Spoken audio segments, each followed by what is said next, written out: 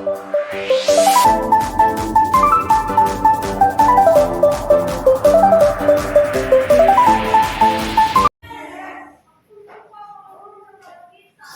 puji syukur kami naikkan kepadamu ya Allah Bapa kami. Benar Tuhan, Engkaulah perisai kami yang melindungi kami. Firman-Mu Tuhan yang menopang kami. Firman-Mu Tuhan yang menguatkan kami. Firman-Mu Tuhan yang memberikan kami kemenangan demi kemenangan. Dan pada saat ini ya Bapa, kami buka hati kami untuk mendengarkan kebenaran firman Tuhan. Berbicaralah kepada kami ya Tuhan. Nyatakanlah kehendak-Mu. Tegurlah yang salah. Kuatkanlah yang lemah. Hiburkanlah yang susah ya Tuhan. Biarlah firman Tuhan menjadi bagian dalam hidup kami pada pagi hari ini. Berbicaralah ya Bapa, kami siap mendengar. Di dalam nama Tuhan Yesus Kristus kami berdoa. Haleluya. Amin. Silakan duduk. Shalom. Saudara-saudara dikasih Tuhan, hari ini khotbah saya beri judul hidup orang beriman. Kita akan bersama-sama membuka Alkitab kita dari kitab Amsal pasal 16 ayat yang ketiga. Tolong dibantu. Amsal 16 ayat 3. Ya. Amsal 16 ayat 3, satu ayat mari kita baca bersama-sama. Bisa baca di depan yang mungkin pasti baca ya, bukunya cukup besar. 2, 3. Serahkanlah perbuatanmu kepada Tuhan, maka terlaksanalah segala rencanamu. Amin. Ayat ini mungkin sudah sering kita dengar. Ayat ini juga merupakan ayat yang memberi kekuatan kepada kita. Ayat ini seharusnya adalah pegangan kita sebagai orang beriman. Ya. Hidup orang beriman dinyatakan dengan apa yang dikatakan oleh kitab Amsal ini yang berkata, serahkanlah perbuatanmu kepada Tuhan, maka terlaksanalah segala rencanamu. Dalam bahasa Inggris dalam kitab King James, saya mau kita membaca sebentar, melihat ini ya. Karena kita tinggal commit thy words unto the Lord, and thy thoughts shall be established. Ya. Dijelaskan seperti itu dalam terjemahan bahasa Inggrisnya ya. Digunakan kata commit. Thy word, perbuatan, digunakan kata words. Apa yang pekerjaan kita, perbuatan kita unto the Lord, ya, kepada Tuhan. And thy thoughts shall be established. Ya. Bapak Ibu Saudara kasih Tuhan, kita melihat bahwa dalam kehidupan kita sebagai orang beriman seharusnya kita benar-benar hidup di dalam Tuhan. Namun dunia ini menghalangi kita atau mungkin juga membuat kita berjuang terus-menerus untuk bagaimana kita hidup beriman di dalam Tuhan. Ya. Dunia ini di mana kita ada, di mana kita hidup, di mana kita tinggal, di mana kita sampai sekarang penuh dengan perjuangan. Ya. Itu sebabnya penulis Amsal ini berkata, serahkanlah perbuatanmu kepada Tuhan, maka terlaksanalah rencanamu. Dari ayat ini saya memberikan 3 hal yang perlu, yang penting, yang harus kita lakukan sebagai orang beriman. Ada 3 pelajaran penting yang kita ingat di dalam ayat ini, dalam satu ayat. Yang pertama, kita belajar tentang penyerahan diri. Ya, penyerahan diri, di mana dikatakan serahkanlah, ya, serahkanlah perbuatanmu kepada Tuhan. Di dalam Alkitab kata serahkanlah ini, kalau dalam bahasa Indonesia kita bacanya biasa saja, ya. Tetapi di dalam bahasa aslinya ayat ini berbicara tentang kalimat perintah. Perintah dalam bentuk tunggal. Artinya perintah ini berbicara kepada kita secara pribadi lepas pribadi. Penyerahan ini bukan bergantung, mamaku kan sudah menyerahkannya, maka saya nggak perlu lagi. Bapakku sudah menyerahkannya, aku juga tenang-tenang saja. Suamiku sudah menyerahkannya, istriku sudah menyerahkannya, aku mah santai aja. Gak bisa begitu. Ini berarti berbicara kepada kita pribadi lepas pribadi. Tiap-tiap orang percaya seharusnya bertindak, melakukan, menyerahkan segala pekerjaannya, segala perbuatannya. Jadi di sini perintah ini adalah kepada kita secara pribadi, bukan kelompok, bukan gereja secara kelompok, tetapi secara gereja secara pribadi. Kita sebagai orang percaya, sebagai orang yang beriman. Perintah ini untuk saudara dan untuk saya. Menyerahkan segala perbuatan kita, menyerahkan segala pekerjaan kita, menyerahkan semua harapan-harapan, menyerahkan semua yang kita akan lakukan. Masing-masing harus menyerahkannya. Nggak bisa nitip. Ya, gitu ya. Jangan nitip. Di sini diajarkan supaya kita masing-masing pribadi lepas pribadi. Tidak ada keberhasilan tanpa komitmen diri sendiri. Perhatikan. Serahkanlah katanya. Dalam bahasa komit, kita harus punya komitmen. Kita harus punya pendirian, kita harus punya langkah yang pasti, langkah yang tetap. Kita harus punya tekad, kita harus punya kemauan. Ini yang harus kita lakukan di dalam kehidupan kita. Saya tahu bahwa hidup kita penuh dengan tantangan.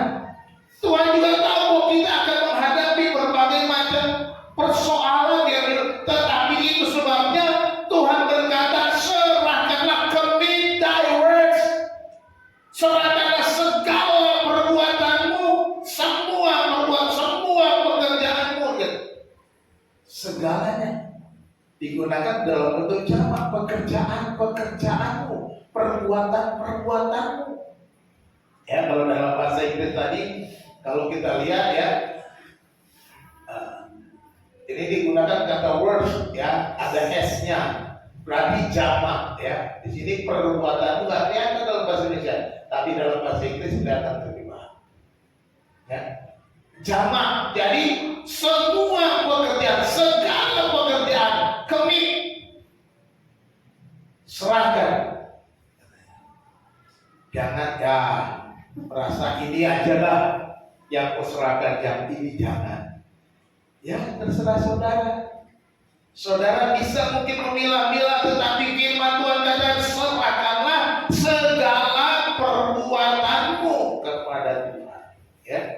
Jadi kita lihat ini bahwa tidak ada keberhasilan tanpa komitmen diri kita sendiri. Keberhasilanmu bukan ditentukan oleh tetanggamu, keberhasilanmu bukan ditentukan oleh orang tuamu, keberhasilanmu bukan ditentukan saudaramu, orang tuamu, dan semua suamimu itu tidak. Pada dirimu sendiri dulu pertama. Sekalipun suamimu sudah mendorong, kalau nggak komit, nggak akan tercapai. Sekalipun istrimu sudah berusaha mendukungmu, tetapi kau tidak komit, nggak akan tercapai. Ini yang kita mau ingat. Ini yang dipesankan supaya masing-masing orang beriman, orang percaya punya tanggung pribadi untuk berserah kepada Tuhan. Rumah tangga harus komit, masing-masing anggota keluarga. Suami, istri, anak-anak semuanya komit. Kalau tidak komit masing-masing, bergantung hanya satu orang, gagal. Pasti gagal. Kalau saya hanya bergantung kepada istri, saya gagal. Tidak bisa. Istri hanya bergantung kepada saya, pasti istri saya gagal. Demikian juga anak-anak saya. Sekalipun saya mampu menyekolahkan mereka, tapi mereka tidak komit. Mereka tidak mau belajar dan tidak mau menyerahkan semua kepada Tuhan, maka mereka bisa gagal. Ada artinya. Kalau saya punya biaya sekolah tapi anak nggak mau sekolah, kan gitu.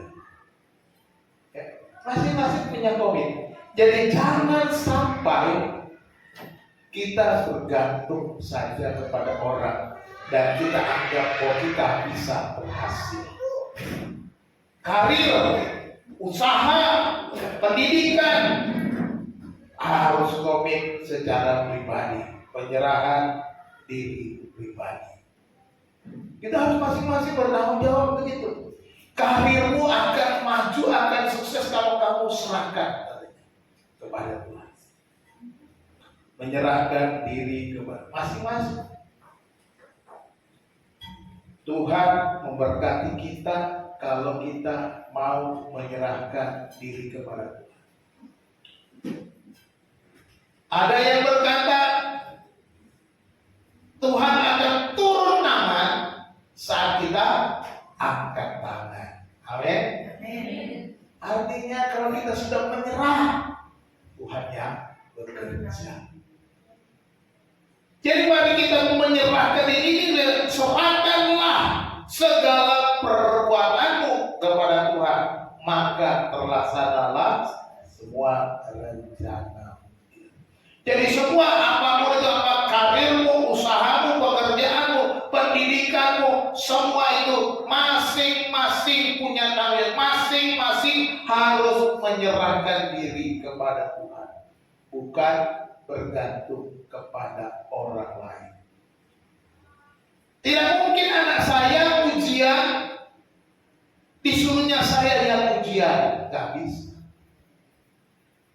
Nanti begitu saya datang mau ujian, Pak mau ngapain mau ujian? Nah, ujian siapa? Anak saya, Hadayani Putri. Nggak boleh Pak, nggak ada itu ujiannya diwakili, nggak bisa. Masa si Edward mau ujian, bapaknya yang ujian? Nggak mungkin lah ya kan? Harus si Edwardnya. Begitu kira-kira. Jadi tidak ada keberhasilan tanpa diri kita sendiri yang berserah. Tidak ada keberhasilan. Mari kita menyerahkan diri kita sepenuhnya, berkomitmen diri kita sepenuhnya. Masing-masing kita punya komitmen, kesungguhan hati, tekad bulat, ketekunan, penyerahan diri ini berbicara tekad dan ketekunan kita di dalam hidup orang beriman. Kalau kita memang beriman kepada Tuhan, serahkan kepada Tuhan. Kalau kita bilang kita beriman kepada Tuhan, tapi kita tidak mau menyerahkannya kepada Tuhan, kita mau dengan kekuatan sendiri, sama saja dengan tidak beriman. Jadi itu yang pertama. Ayat ini berbicara tentang penyerahan diri. Yang kedua berbicara tentang mengandalkan Tuhan. Itu sebabnya ayat ini berkata, serahkanlah perbuatanmu kepada siapa? Tuhan. Ya. Penulis Amsal ini menulis kata Tuhan. Ya, ini belum. Diterjemahkan dalam bahasa ini dalam huruf besar semua. Tuhan ini ditulis dalam bahasa aslinya itu YHWH, Yahweh. ya. Orang Batak bilang Jehovah, gitu ya, Jehovah. Jadi serahkan perbuatanmu kepada Jehovah artinya. Makanya dalam bahasa Inggris, unto the Lord, ada kata the di sana, bukan kepada yang lain. Artinya the Lord itu artinya Tuhan yang tertentu itu, Tuhan yang satu itu. Nah, dalam bahasa aslinya penulis Amsal ini serahkanlah kepada Yahweh, bukan kepada yang lain. Sebab apa? Sebab dalam masa itu orang Israel bisa saja tergoda menyembah kepada berhala-berhala, menyembah kepada Allah-Allah asing, menyembah kepada Allah-Allah bangsa-bangsa asing, dewa-dewa bangsa asing yang juga disebut Allah-Allah mereka. Tetapi penulis Amsal ini mengingatkan, jangan bergantung kepada semua yang ada di dunia ini. Jangan bergantung kepada semua ilah-ilah dunia ini. Jangan bergantung kepada dewa-dewa dunia ini. Engkau harus bergantung kepada Yahweh, Tuhan. Dialah satu-satunya Allah yang benar. Dialah satu-satunya Allah yang hidup. Dialah satu-satunya Allah yang berdaulat. Dialah satu-satunya Allah yang menciptakan langit dan tidak ada yang lain. Yahweh, Tuhan, yang kita kenal di dalam Yesus Kristus. Yesus dalam bahasa Ibrani-nya Yesua. Yesua itu Y-nya itu artinya Yahweh. Sua menyelamatkan, Yahweh menyelamatkan, itu Yesua. Sama dengan Yosua. Jadi kalau nama-nama Ibrani, kalau ada Y, itu Yesaya, Yeremia itu ada artinya Tuhan. Ya, Yosua artinya itu Tuhan menyelamatkan. Yahweh menyelamatkan. Jadi di sini kata serahkanlah perbuatanmu kepada Tuhan. Andalkan Tuhan, jangan yang lain. Pak, saya kan benar-benar mengandalkan Tuhan, tidak mengandalkan yang lain, tidak ada dewa-dewa yang lain. Mungkin kita bilang begitu. Halo, hati-hati. Kadang-kadang kita bisa saja mendewakan manusia. Kita bisa mendewakan uang kita. Kita bisa mendewakan orang tua kita. Kita bisa mendewakan kekayaan orang tua, warisan orang tua. Kita bilang, gampang, tenang, bapakku masih punya. Jangan. Jangan.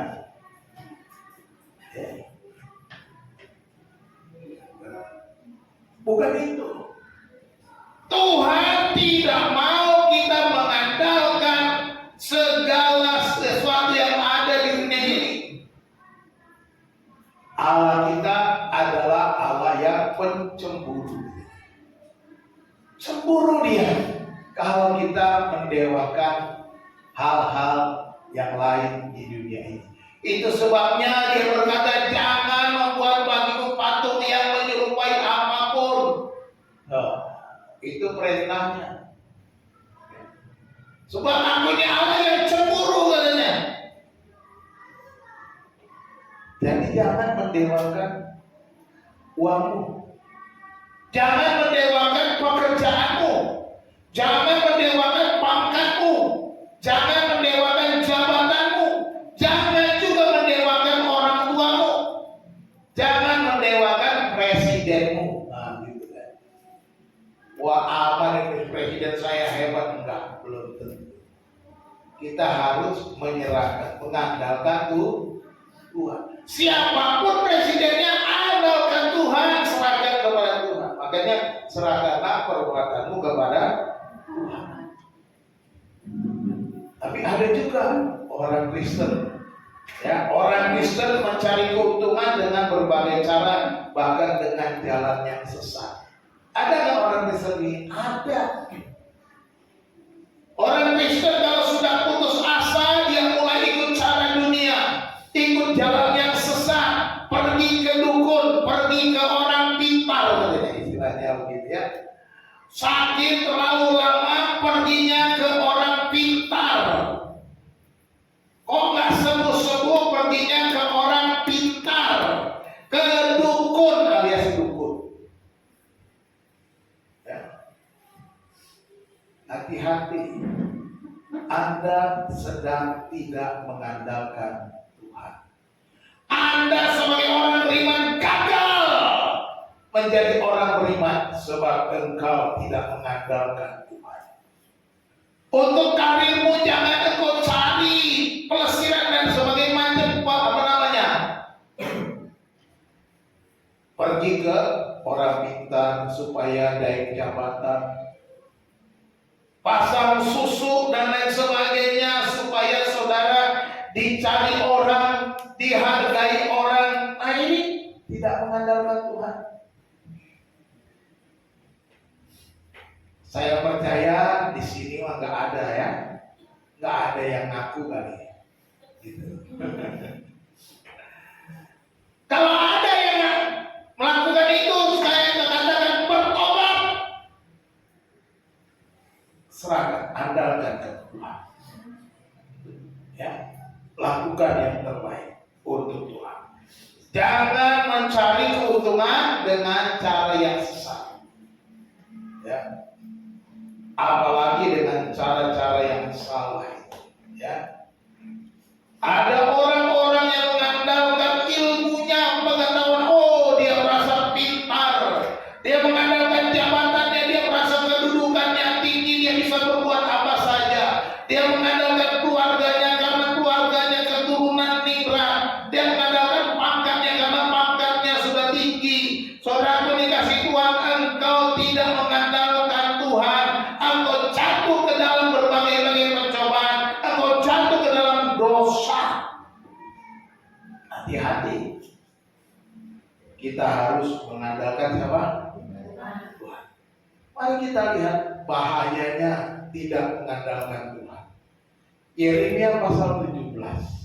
Mari kita buka bersama-sama Yeremia 17. Ya.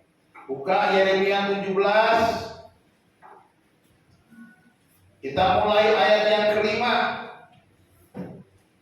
Ya. Perhatikan di sana Yeremia 17 ayat yang kelima. Dikatakan beginilah firman Tuhan.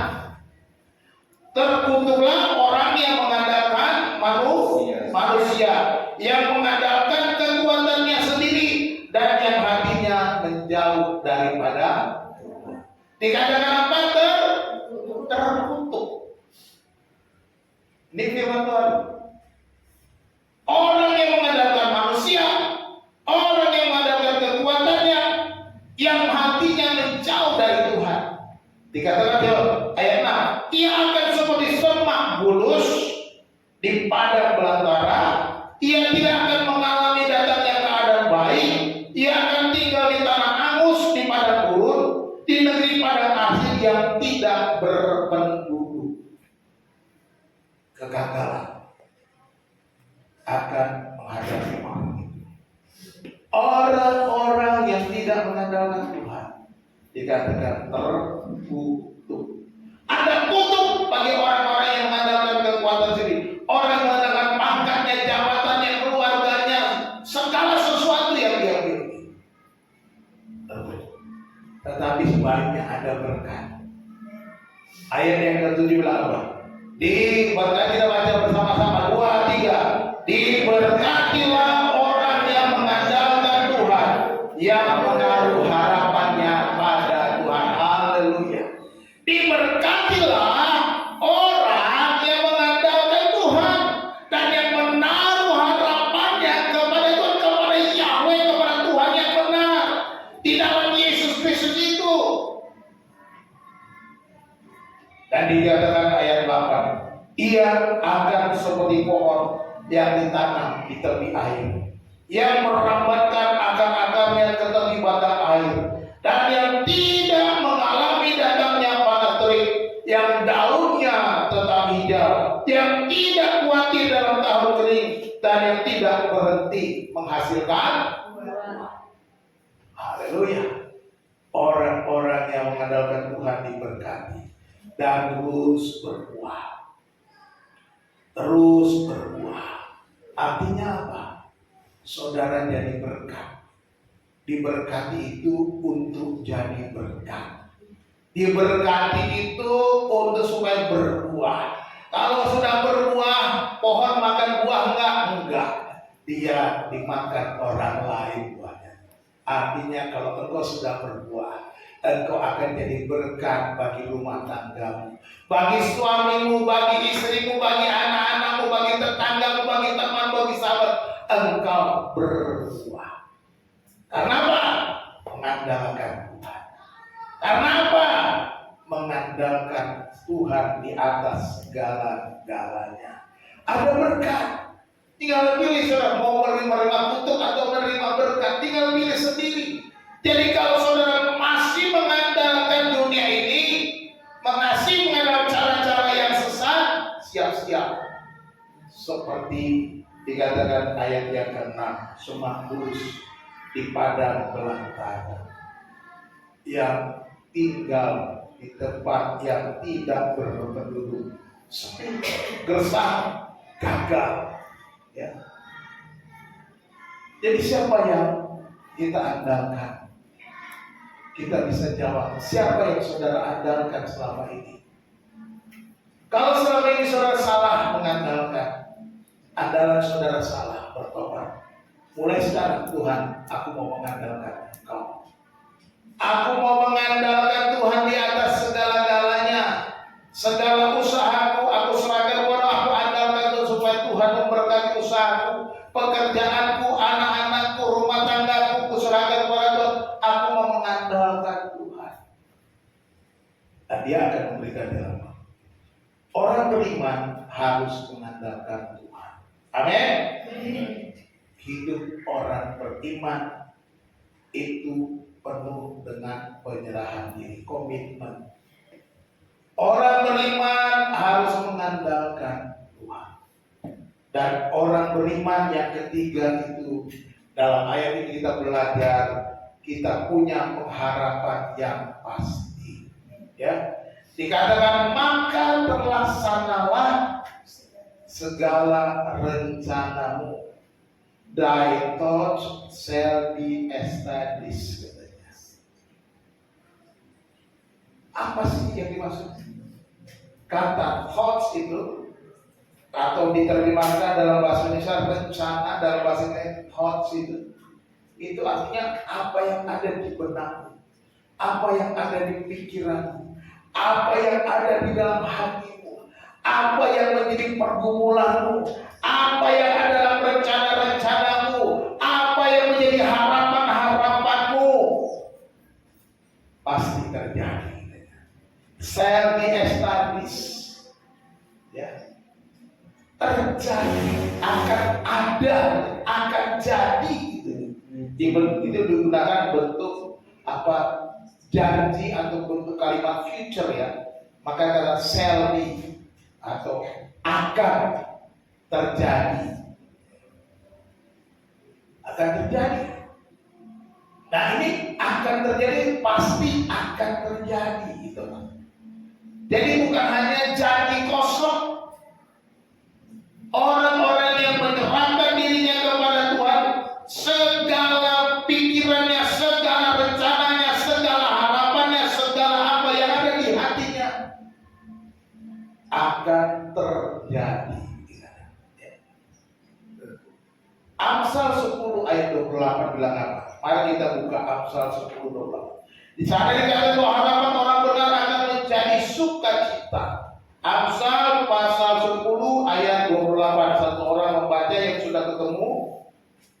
Silakan. Harapan orang benar akan menjadi sukacita, tetapi harapan orang fasik menjadi sia-sia. Iya.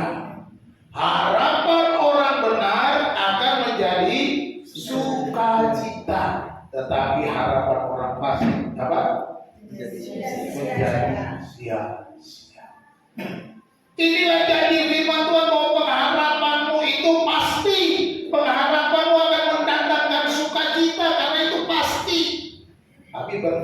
kepada Tuhan. Karena kita lihat lagi Amsal 23 ayat 18, silakan baca ayat 18 Amsal 23 kita Amsal.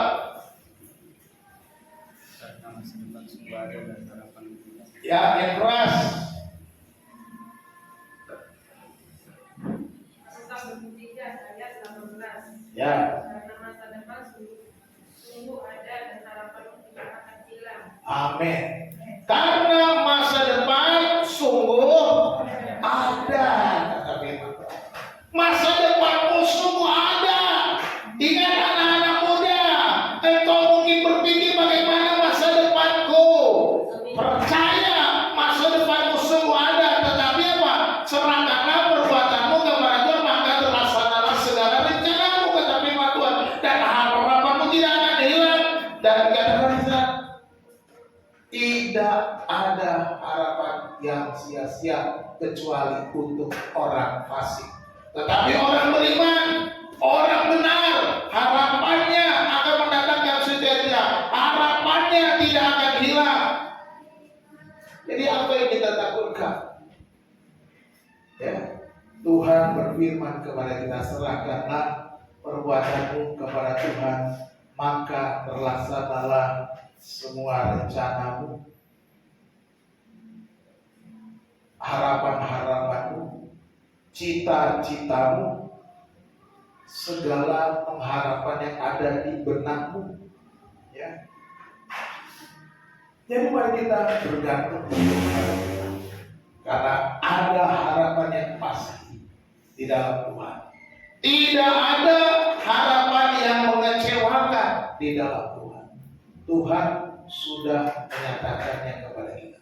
Saya menyatakan bahwa di dalam hidup saya sebagai hamba Tuhan, sebagai orang percaya, sejak saya penuh waktu menyerahkan hidup kepada Tuhan, saya tidak pernah dikecewakan Tuhan.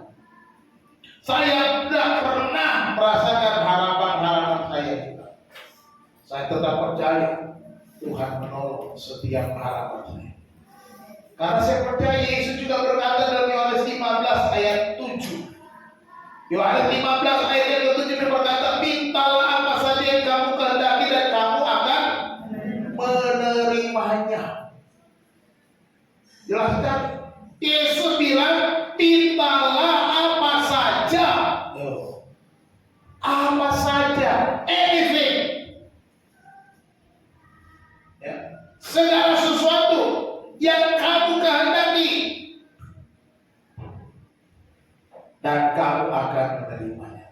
Tapi ini kan persyaratan, tinggal di dalam Yesus dulu.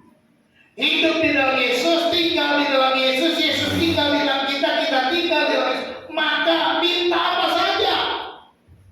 Kalau kita hidupnya kacau balau, tidak mau tinggal di dalam Tuhan, tidak hidup benar di dalam Tuhan, tidak mengandalkan Tuhan, bagaimana kita bisa minta apa saja? Kita tidak akan didengar dan kamu akan menerimanya. Inilah janji Tuhan, bahwa pengharapan kita itu pasti. Pengharapan kita itu ya dan amin. Ya, sebab tidak ada yang mustahil bagi Tuhan. Tidak ada yang mustahil bagi Tuhan. Ya, Tuhan sanggup. Dia sanggup, Yesus sanggup melakukan perkara yang besar. Dia sanggup, Yesus sanggup memulihkan yang terluka, menyembuhkan yang menderita. Dia sanggup memulihkan hidup. Dia sanggup, dia menepati janjinya. Sebab bagi Tuhan tidak ada yang mustahil. Segala pengharapanmu di dalam Tuhan tidak pernah sia-sia. Segala pengharapanmu di dalam Tuhan itu pasti.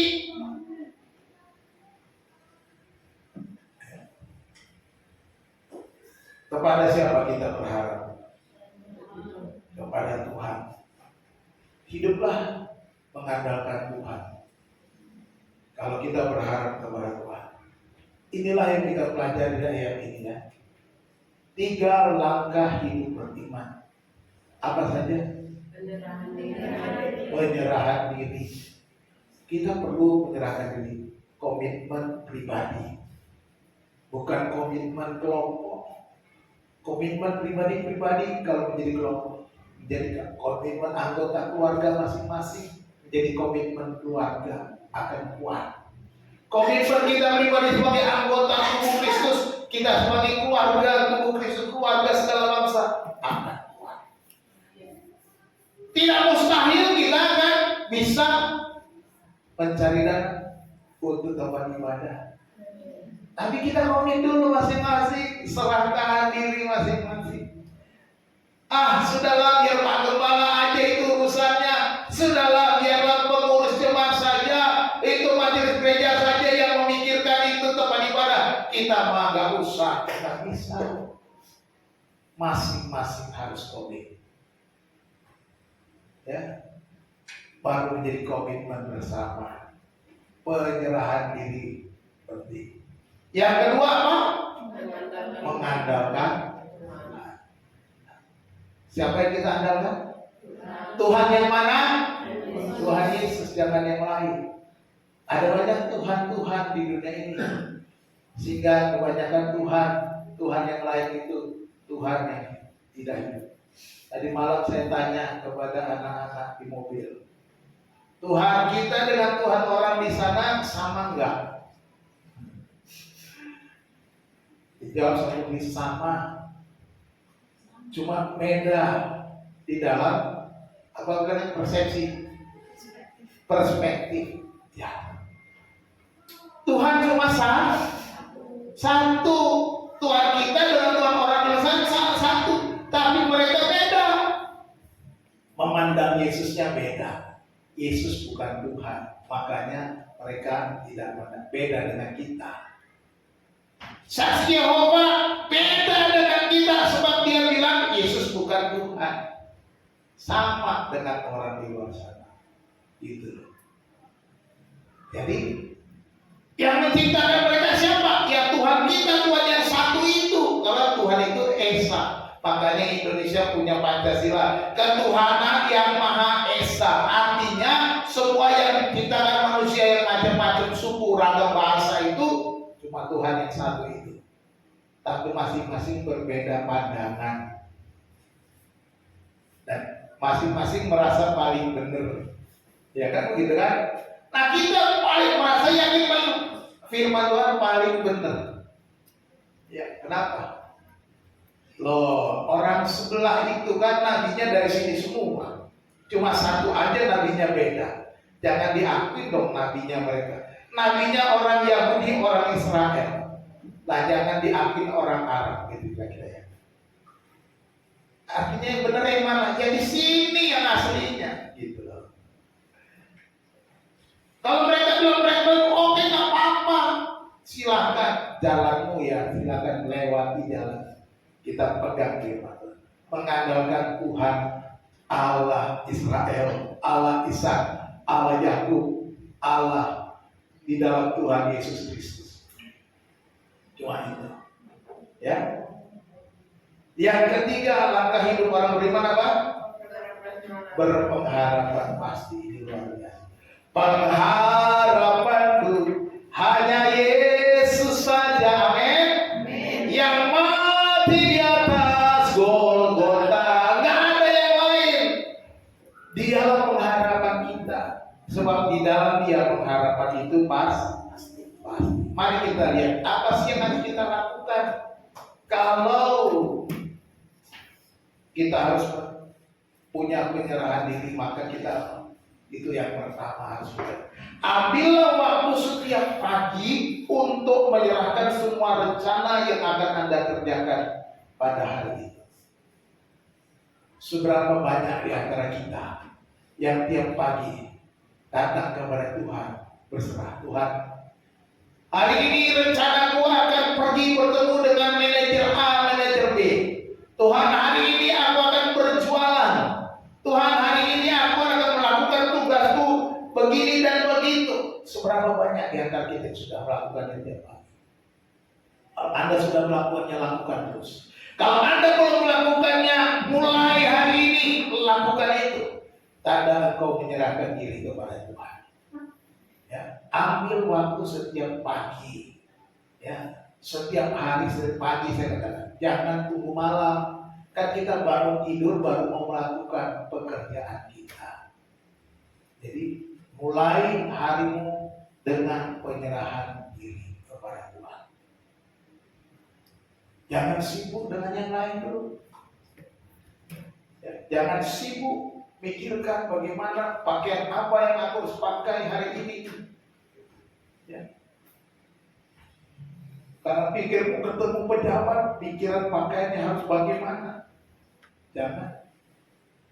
Tapi serahkan dulu kepada Tuhan. Apa yang akan kita langkah kita hari ini? Hari ini Tuhan, aku akan melakukan ini dan ini. Tolong aku. Inilah penerapan yang kita lakukan tanda kita penyerahan. Yang kedua, tanda kita mengandalkan Tuhan, percayakan kepada Tuhan apa yang menjadi beban dan pergumulan dengan tetap beriman kepadanya.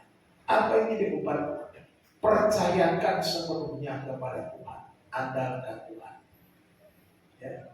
Percayakan bahwa semuanya akan Tuhan tolong. Masalah anakmu, masalah suamimu, masalah pekerjaanmu, masalah pendidikanmu, masalah keuangan, percayakan kepada Tuhan. Andalkan Tuhan. Saya kalau setiap hari lewat pulang, baik pulang ke rumah hari tiap hari, saya selalu melihat di depan CBD itu. Kalau saya lihat dia nggak ada di situ, waduh, bagaimana ya dia? Apakah mereka bisa makan?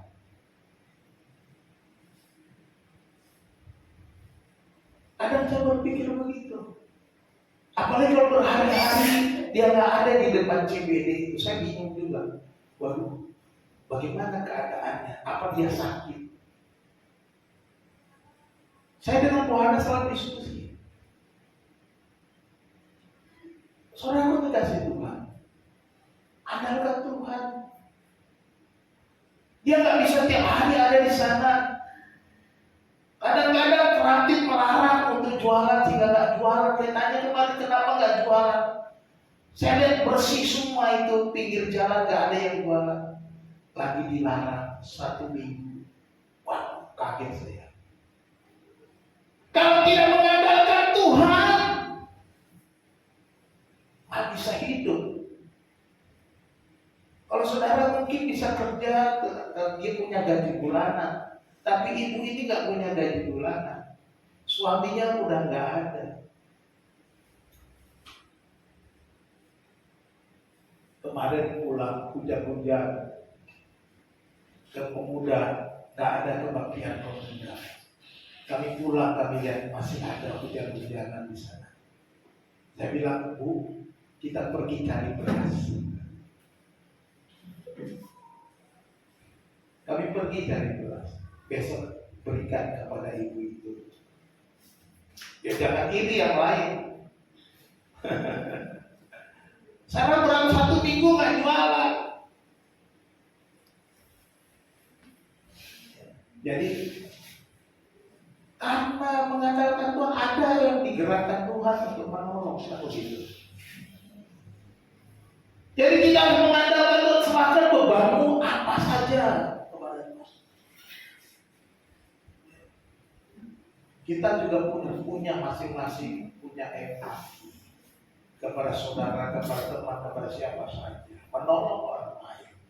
Jangan berdiam diri. Kalau Tuhan gerakan, lakukan. Itu Tuhan sedang bekerja menjadi orang yang berbuah. Orang yang mengandalkan Tuhan, dia berbuah menjadi berkat. Bapak Ibu saudara kasih Tuhan, apapun beban, percayakan kepada Tuhan. Yang ketiga, percayalah bahwa tidak ada hal yang mustahil bagi Tuhan, dengan berharap terus atas doa yang pasti akan dijawab Tuhan.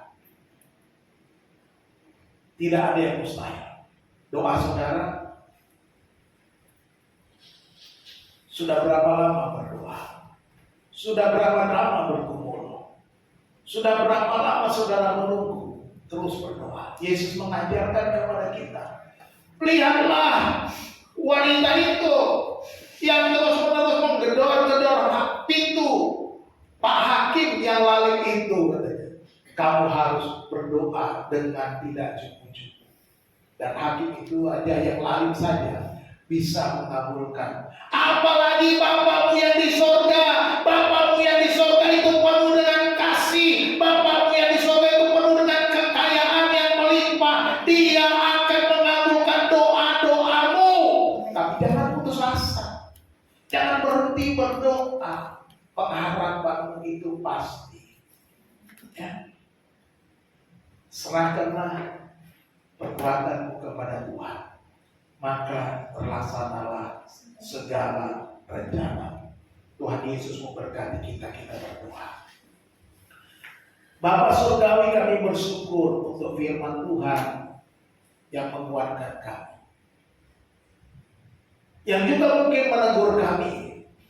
Mungkin kami malas berdoa, malas berserah.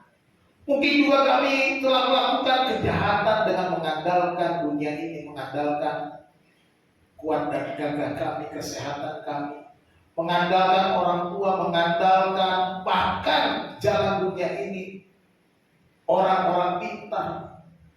Ampuni kami, Tuhan. Dan kami mengucap syukur kalau boleh dikuatkan, dihiburkan, bahwa dengan mengandalkan Tuhan kami akan diberkati. Terima kasih Tuhan. Terima kasih Yesus. Ajar kami untuk menyerahkan segala perbuatan kami, agar semua rencana kami terlaksana oleh karena Tuhan berkenan atas kami. Berkatilah umat-Mu ya Tuhan. Apapun yang menjadi pergumulan mereka, apapun yang menjadi persoalan mereka, Tuhan memberkati kami semua. Terima kasih Tuhan, kami setelah mendengar firman.